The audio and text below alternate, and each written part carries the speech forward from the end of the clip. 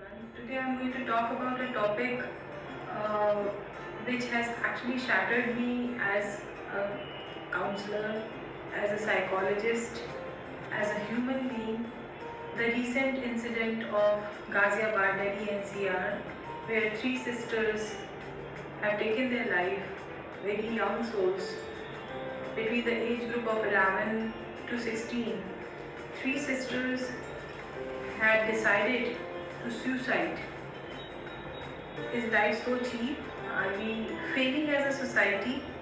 Are we failing as a parent, as a teacher, as a guide, overall as a human being? I was really shattered since last few days when I heard this news. I live quite close by and I live in the same vicinity that is Delhi NCR. And as a counselor, as a psychologist, I find myself as a failure because that is not only the responsibility of the family but the responsibility of each one of us, that how and why these sisters, young girls, they decided to end their lives. Is life so cheap? Is the addiction going on so taking over our lives, decisions so prominently that or we are not actually focusing on how to tackle these mental health issues? DSM-5 has recognized substance abuse as a psychological disorder now. So DSM is the diagnostic statistical manual that we consider as a reference to identify the symptoms, the guidelines of the psychological disorder. So this DSM is yet to identify the gaming addiction as a psychological disorder. Any addiction, if you are tobacco addiction, you have tobacco addiction, or alcohol or drugs abuse, that is considered as a substance abuse, and now that is being considered as a psychological disorder. And in India, the substance abuse cases are the highest one, among the highest. So why not consider the gaming addiction also as a psychological disorder?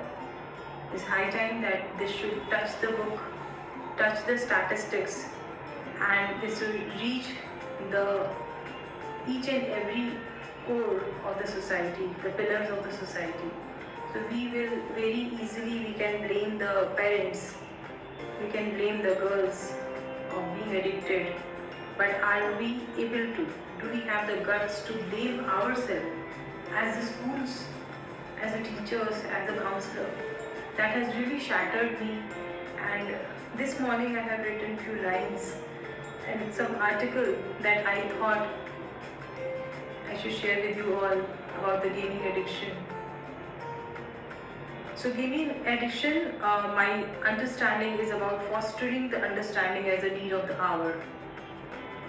Before that, I would like to request the parents, I would like to request the school management, the authorities, the college management authorities to consider well-being and the mental health of a child as a priority. CBSE has mandated that a mental health counselor, school counselor should be there for the children in the school. But CBSE has not mandated that mental health or well-being should be a mandatory subject. It should be a mandatory subject like other subjects. Is the most important subject that should be there, taught to the teachers and the students. Only mandating the importance and the existence of the counselor is not important. That is actually just eyewash as per me. I had been working as a school counselor and I had been trying that this well-being or mental health guidelines should be considered as a regular curriculum. Why not? Why is not considered as a regular curriculum? Why we are not focused on that? We are focused on, as a parent, we are focused on our child earning good marks in the subjects like mathematics or science or any linguistic subject or foreign language. But why not mental health? Why not well-being? And why are we taking so much of time to decide on that? Merely appointing a school counselor or a child psychologist, that too on a visiting role, or that too on 2 days in a week or 3 days in a week, is not sufficient. The mental health guidelines should touch the curriculum. That is my request. Whoever is watching this video, I know I don't have that much of reach, but at least I can raise these points because that has really shattered me. So now I'm going to read the article that I had written, a very short article. I actually am focusing on gaming as an addiction. In my initial days, I used to consider that gaming, the kind of games were existing in the society, they were considered as the bringing up the aptitude of a child. When a child is playing those analytical games, that was actually helping them to bring up their aptitude. But now, the kind of games are existing on the virtual world, the online world, it's actually becoming the addiction. At the same time, it's actually impacting the lifestyle and mental health of our children, not only our children, but adults also. And I'm sure all of you will agree with me on that. Now, the gaming addiction is not only about playing games, it's about how important is the games in an individual's life. How important is it? Are you actually able to balance it? Are you actually able to define the in and out time? Are you able to focus on the other important aspects of your growth and development? How important is this? That is what is need of the hour. It is about how much time do they spend playing games, right? How much time are we spending playing the games? And it's about what are the drawbacks and the side effects. What are the drawbacks and the side effects of this addiction? According to WHO, 1 in 8 adolescents, they have a tendency to become addicted on the games. They develop the addiction to gaming, causing several psychological distress. So psychological distress is where they are actually losing out on their mental health. They are falling under stress that is harmful, and then in future that stress can cause them lifestyle medical conditions and also a disconnect from their lifestyle and from their growth and development. So that is what is causing severe psychological distress. They are not able to focus what actually is important for them. So that is what I said, that how important is the games in an individual's life. Initially people used to play games as a filler, but now that has taken over. Games has taken over the lives of most of us, not only the children, most of us. They have started impacting our decision making, impacting our critical thinking and the resilient approach towards life.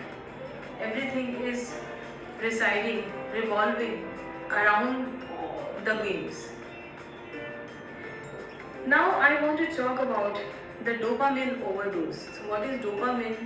That we don't need to discuss because all of us understand. Our society is quite aware of these neurotransmitters.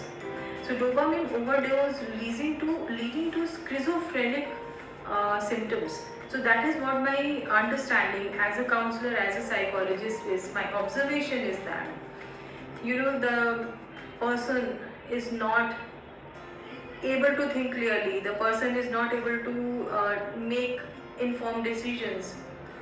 The person is always under hallucination or delusions. These all are the symptoms of schizophrenia. where the person has a disconnect from the real world. So why not consider it as a psychotic disorder? Because it is leading towards that only. Schizophrenia is a psychotic disorder where the person has a disconnect from the real world. They are not aware of what is happening around them. The brain fogging, lack of clear thinking, lack of informed decision making, everything is happening. That is connected with schizophrenic disorders. Continuous and long hours exposure leads to delusions, hallucination and brain fogging. So because we are not defining the in and out time, we are not able to do that now. That's what I said, lack of clear thinking. That's what I said, the impaired cognition. That when to start and when to stop. So what is happening here is, because of the long hour exposure on these gaming world, the virtual world, we are actually delusioned. If you talk about the scientific terms, we are delusioned and we are getting hallucinated. Brain fogging is about the lack of clear thinking. That leads to impaired cognition. So impaired cognition where the ability of understanding and learning gradually declines. The ability to make the informed decision gradually declines. The ability to touch the reality with the rational approach starts declining because we are hallucinated and we are delusioned. So I consider that as the schizophrenic symptom. Now, what are these games offering? Right? And why this is actually giving a dopamine boost? Because these games are offering the rewards, the level upgrades and a lot of other things as a token economy. In psychology, we consider token economy for the behavior management, but that is what these gamings are offering, the rewards, the greed of going to next level, right? And this is considered as a token economy, that if I cross this level I will get this much of reward. That is actually giving the dopamine overdose. Now, rewards, level upgrades are the methods used in the games to keep the players engaged. That is the core thing, that to keep the players engaged, repeatedly triggering the dopamine levels or the dopamine systems, leading to dopamine overdose, eventually impacting their sleep, academics and performance, social interactions and all that. So what is this happening is because the person is in a complete different zone. It's impacting their lifestyle, it's impacting their performance. If the child is in the gaming addiction, their academics. If a professional is in the gaming addiction, their professional performance. So sleep is impacted because they are not able to draw the line. They are playing games endlessly, they are engrossed in that. So bedtime and wake up time is impaired. Now eventually the child starts using games as an escape route. Now what is the escape route? For the academic pressure, competitions, loneliness and emotional stress. Now here we are talking about the children. So now what are the stress causing stimuli in a child's life? The academic pressure, the peer pressure, the teacher saying that you should be focusing more on the studies, the teacher inculcating the habit of earning more marks, focusing in the class, parents saying the same, and at the same time there is a lot of academic pressure from the education system, loneliness and lack of emotional support. So what happens is, here the child finds the gaming area, the gaming arena, that is a virtual world that has no connect with the real world. They find this as the escape route where they are finding the happiness that they consider it as. Because there is no academic pressure, there is no expectation, there is no judgment, and they are able to, as per them, they are able to flourish and lead a happy life. It's just like any other addiction. If you talk about any addiction, if you deal with the people who are under substance abuse, they gradually got into that only. I'll talk a little about that also. Just imagine an example of substance abuse disorder that I've been talking about SAD, substance abuse disorder, that has been considered as a psychological disorder under DSM now, Diagnostic Statistical Manual, that we consider as a rule book, along with ICD also. So just imagine an example of substance abuse disorder where a child gets into a habit of smoking whenever there is an exam anxiety. So a child got exam anxiety, exam stress, and then when the child smoked, the stress or anxiety reduced. Then what happened? What happened under this substance abuse?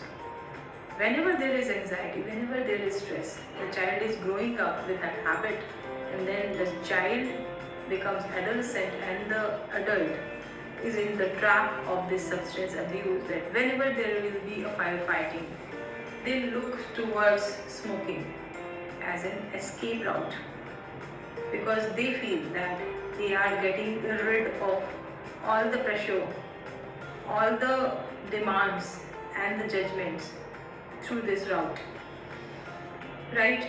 So just imagine an example of substance abuse disorder where a child gets into a habit of smoking whenever there is exam anxiety or the pressure from the teachers and the parents to perform in academics.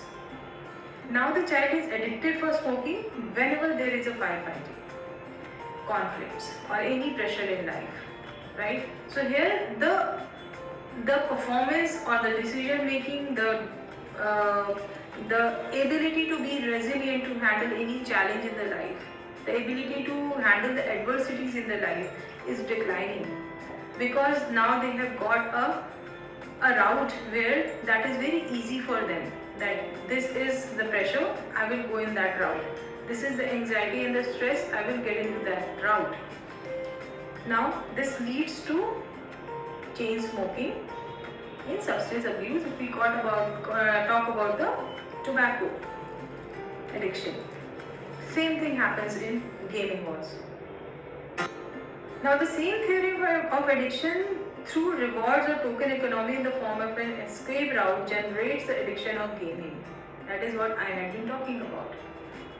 That here also the gaming zone is an escape route, and gaming zone is giving them the token economy in form of rewards and recognition and the level up. So why not? Because there I am not being judged. In the form of escape route generates the addiction of gaming that keeps on multiplying with delusions and hallucination. Gradually it leads the child or the person, towards schizophrenic symptoms, and we do not recognize it. We are not connected with the reality. We are getting into the psychotic disorder zone, right? Now, what is the role of the social influence? So my recent research paper is a little connected with this also, and this all is going to be part of that. I thought, why not explain this? So the role of social influence, the role of group polarization and bandwagon effect, the role of in-groups in these addictions. So what are these terms? Social influence. Social means the societal structure around us, right? When we talk about group polarization, so that means the groupism. What is happening inside the group, you will also become part of that group. Bandwagon effect, that you actually tend to get an authority or get a confirmation from the like-minded people, so you will be part of that group only. Right? Understood? Right? Understood? So this social influence is also playing a big role, huge role in the gaming addiction. Here the child will be part of that group where everyone is in that zone only. They will take the decision together. No, my parents are against us. No, my teachers are against us. This is the world we have to live in. Like if I talk about the recent case, if I'm not wrong, the information that I got was that the children were so much addicted to the Korean games and they wanted to go to Korea. Then what happened? They actually must have formed a group where they all of them are thinking in the same line, in the same zone. So they are not connected with the reality. They are getting into the brain fogging and they are delusion, and then that will lead to hallucination. That is the psychological distress. So the group polarization in groups, these all actually inculcates or intervene in the decision making capability of a person. Formation, in-group formations, group polarization, peer influence, bandwagon effect that I just explained leads to generate and multiply on the addiction. This not only generates but also it multiplies the addiction. And in future, it might lead to diathesis stress disorder. That is a diathesis stress model, that if it is in the family, the child will also inculcate this disorder. They are more prone to adopt, to fall trap of this disorder. That is the diathesis stress model. So if an adult is in this zone, an adult is a game addict, the children of the family are more prone. That is the diathesis. Predisposition, right? Biological predisposition. They are also prone to get addicted. Imagine the child being in a group where others too are addicted. The child feels emotionally weak, mentally vulnerable due to lack of nurturing, of course, or any other reason. So lack of nurturing could be from the parents, from the caregivers, from the school, from the teachers. We must all take the responsibility for that. They would get a validation to be a part of the group where they feel they have a boundary support and would get recognition. That is the bandwagon effect. That I think this way and they all also think this way. So I am important. Now I am feeling important. Right? I am not being judged and I am getting the validation. So they would get a validation to be part of the group where they feel they have a boundary support and would get recognition when they achieve rewards and the levels in the games. This keeps multiplying, this keeps on adding, and then it leads to severe addiction. Now what are the escape routes? So escape routes for this addiction. So since the time I have started this video, I had been telling that we all are responsible. We are failing as a society. We are failing as a school. We are failing as a management. We are failing as an individual, counselor, psychologist, teacher, principal, parents, caregivers. Because we are not able to understand the importance of the concerns and the importance of mental health and well-being, the importance of socio-emotional, the importance of happiness, real happiness, the importance of emotional intelligence, the importance of being resilient. We are not able to understand that. In the beginning of the video, I asked a question that why this wellness and well-being is not regularized as a curriculum, important mandatory curriculum in a child's subjects. I raised a question that CBSE has now very well decided and mandated the role of the position of a school counselor, child psychologist in the schools.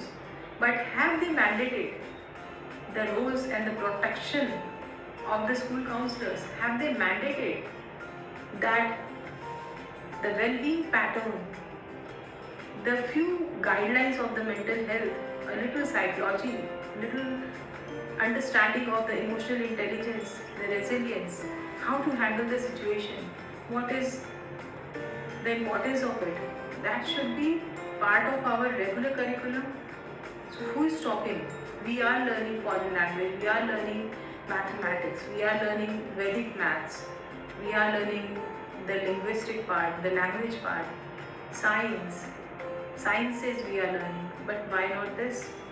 From the very young age? That was a question. And why parents are not connected with that? Why parents are not advising their children to go ahead, talk to the school counselor or the child psychologist about the issues they are facing? Why they are not coming up and talking to the counselor? Why school is not promoting that we have a psychologist, we have a counselor? Why this is not of the utmost importance for each one of us? What are the escape routes? Now I will not term it as the plan, but I will term it as escape route, because now we are in that zone where the addiction is widely spreaded. Right? We have to learn few escape routes now. How to handle this distress. I consider that as a psychological distress, gaming addiction. Focus on the mental health of the child, not only parents, but also, of course, it starts from the family, but also as a community, as a school, as a college, as a teacher, everyone around us, as a staff. Focus on the mental health of the child, be an active listener. So we usually do an activity in psychology, the fishbowl activity, where we actually inculcate the habit of being an active listener. So if I had personally as a psychologist found that people around me are not active listeners anymore, nobody has time to listen to what the other person is facing, or what the ideas they are trying to give, or what they actually are offering, or what they must be suffering around. Nobody has that much of time to be an active listener. Don't be judgmental. Of course, you have to appreciate whatever the person, the child is trying to say. Don't be judgmental. Don't compare them with others. Give importance to their POV, that is point of view. Why not? They might come up with some noble ideas. They might have something different from what you have planned for them. They might give you some very important, resilient approach. So always give importance to their point of view. Help them adopt a very healthy lifestyle. So what is the healthy lifestyle? Where the focus is on the nutrition, balanced nutrition, where the focus is on the activity or any training in the sports, outdoor or indoor, where the focus is on their mental health, the sleep cycle. How are they sleeping? When are they sleeping? When are they waking up? Are they sleeping well? That is the healthy lifestyle. That is the responsibility of the parents. That is the responsibility of the school or the college. That is what I said. As an institution, as an organization, we must present this as a part of curriculum. These all aspects that is being considered utmost importance to deal with the mental distress. Regulate your mental health in order to be able to support the child. Now, if you are not mentally well, when your mental health is not good, or when you are under distress, that is what I explained as a diathesis stress model, that if the caregiver or the family or the community or the organization or the institution, they are under distress, then highly likely the child will also fall trap of it. They are more prone to that. So first we have to regulate our mental health. That will cover the health and mental health of the child. Think about that. Be a guide and facilitator for the child. Don't be a teacher. Be a guide and the facilitator. Collaborate with the child. Do not order them. Collaborate with them. Get in their zone and then support their point of view. whatever their dreams are, try to understand that dreams. That is again the responsibility of each one of us. Now, also, like I said, give importance to mental health. Take help of the experts. Like, if we have any physical ailment, we always go to doctors. So when we have these kind of addictions, we are noticing it. These are upcoming. We are noticing this, and these are finding a validated structure in our society now. So why not take help of the experts, take help of the counselors and the psychologists. In this case, what I was talking about, the teachers, as much as if my knowledge is correct, the teachers were aware of that the children are addicted to the game. Then they said that that if I'm right, that they are not able to teach them. So the children were at home. These 3 girls, they were at home since almost 2 years. These 3 girls were at home. They were not going to school. So what was the parents and the teacher, as a school community, everybody doing? That these 3 girls are confined inside the room, in the house. So who will take the responsibility of that? Was the school not aware of this mental distress or the addiction? Did they do anything, any support? Did they offer any support that this is important for the children? This is what we should be doing. So again I will say that the gaming addiction should be part of the DSM, should be described as a mental distress, psychological disorder, and we all should take responsibility of whatever is happening. This was one incident I talked about. There's several incidents. You will observe, open your eyes, you will observe around you. You will observe that inside you also, that these addictions are actually killing us as a society. We are not growing up as a society. Thank you so much.